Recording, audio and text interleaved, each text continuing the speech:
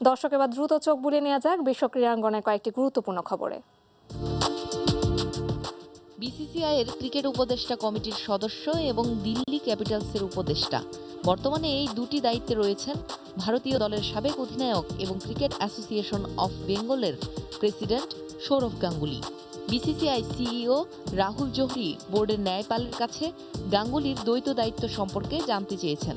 সৌরভও জানিয়ে দিয়েছেন, দ্বন্দ্ব এড়াতে ক্রিকেট উপদেষ্টা কমিটির সদস্য পদ থেকে সরে দাঁড়াতে প্রস্তুত তিনি।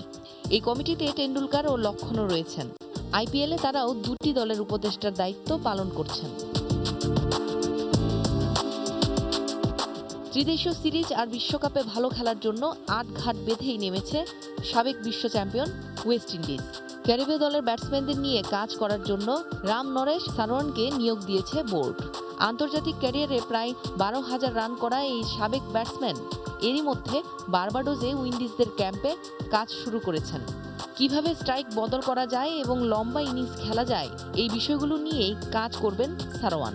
স্পিন ও পেস বোলার পারফরমেন্সে উন্নতি আনতে ক্রিকেট বোর্ড যুক্ত করেছে পাকিস্তানের সাবেক লেগ স্পিনার মুশতাক আহমেদ ও স্বদেশি কলি মুরকে।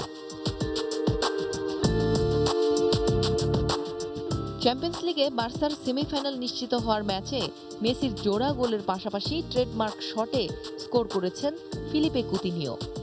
ব্রাজিলিয়ান তারকার অসাধারণ ওই গোলের পর তাকে প্রশংসায় ভাসিয়েছেন বার্সা সভাপতি হোসে মারিয়া বার্তামেও। তিনি জানিয়েছেন, এবার গ্রীষ্মের দল বদলে কুতিনিওকে ছাড়তে চান না তারা।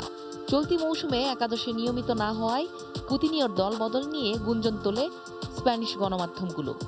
গত বছরের জানুয়ারিতে লিভারপুল ছেড়ে বার্সেলোনায় যোগ দেন কুতিনিও। গ্রীষ্মের দল বদলে আবারও ইংলিশ লিগের ক্লাবে তিনি যেতে পারেন বলে গণমাধ্যমের খবর ছিল।